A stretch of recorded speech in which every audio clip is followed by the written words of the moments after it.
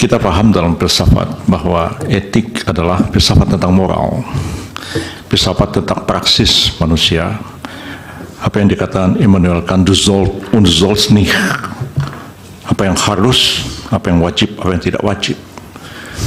Kant mengatakan bahwa norma-norma moral semacam itu tidak dibentuk oleh manusia, oleh satu lembaga atau negara atau apapun, tapi sesuatu yang lahir dari konsen manusia. Dan karena itu dia tahu mana yang salah, mana yang benar, mana yang baik, mana yang buruk. Kalau kita mengikuti filsafat semacam itu, kita sampai pada kesimpulan bahwa norma etik sebenarnya lebih tinggi daripada norma hukum. Bukankah Aquinas mengatakan bahwa norma hukum yang bertentangan dengan norma moral tidak pantas dianggap sebagai suatu norma hukum? Itu dalam Summa Theologia yang tentu Romo lebih paham daripada saya.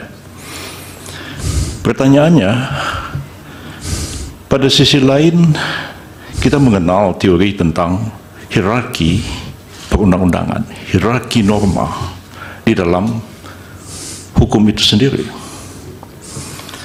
Kita mengenal ada norma yang lebih tinggi, yang bersifat lebih mendasar, ada norma menengah, ada norma rendah, ada norma yang bersifat pengaturan-pengaturan teknis.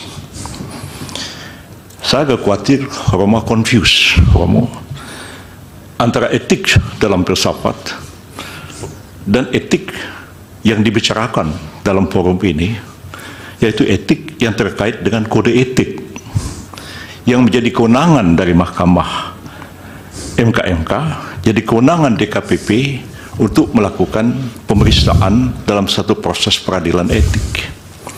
Etik seperti itu, saudara saksi, agak berbeda dengan etik yang kita pahami dalam filsafat, dan berbeda konteksnya dalam hierarki norma-norma.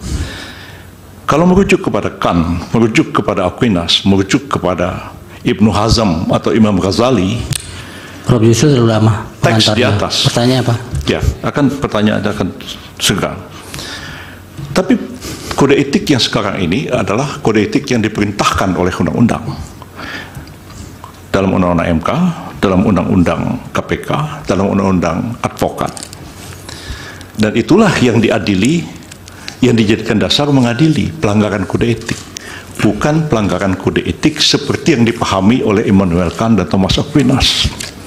Apakah Romo bisa membedakan antara norma dalam filsafat, norma etik dalam filsafat, dan norma etik dalam pengertian norma etik yang dibentuk atas perintah satu undang-undang yang kedudukannya tidak akan mungkin lebih tinggi daripada undang-undang itu sendiri? Persoalannya adalah, apakah pelanggaran etik dari filsafat membawa implikasi kepada penyelenggaraan negara harus begini seperti yang Romo katakan? Ataukah pelanggaran kode etik sebagai code of conduct di dalam norma etik yang dijadikan dasar keputusan DKPP dan MK, apakah itu akan menggeser satu keputusan yang didasarkan atas norma undang-undang? Mohon Romo jelaskan persoalan ini. Baik. Etika, kesadaran akan nilai, sejak permulaan merupakan salah satu unsur yang mempersatukan suatu masyarakat yang amat majemuk, mulai dari penolakan penjajahan, dari persatuan perasaan kita satu bangsa, dari kesediaan saling menghormati dalam Pancasila. Jadi etika memang amat penting dan tentu juga harus terlaksanakan dalam rangka hukum. Lalu pertanyaan, apakah ada perbedaan antara etika dan etika di dalam rangka hukum? Tentu saja tidak. Tetapi suatu ketentuan etis yang tidak dirumuskan dalam hukum memang tidak bisa ditindak oleh yudikatif, oleh para hakim sistem yudikatif suatu negara itu menjadi unsur untuk menilai unsur bagaimana kualitas seseorang atau juga suatu lembaga dinilai. Dibantu kalau suatu bidang merumuskan kode etik. Karena lalu kode etik itu merumuskan dalam poin-poin yang relevan hal-hal yang perlu diperhatikan. Jadi memang pelaksanaan para hakim dalam sistem yudikatif mesti atas dasar undang-undang. Di situ muncul pertanyaan yang di Jerman muncul keras sesudah runtuhnya Hitler. Apakah hakim boleh mendasarkan diri pada suatu ketentuan hukum yang harusnya diketahui ya. Tidak berarti ada susunan resmi tidak boleh dipakai. Ada hakim yang sesudah Perang Dunia Kedua dihukum karena menjatuhkan vonis atas dasar hukum yang berlaku, misalnya hukuman mati.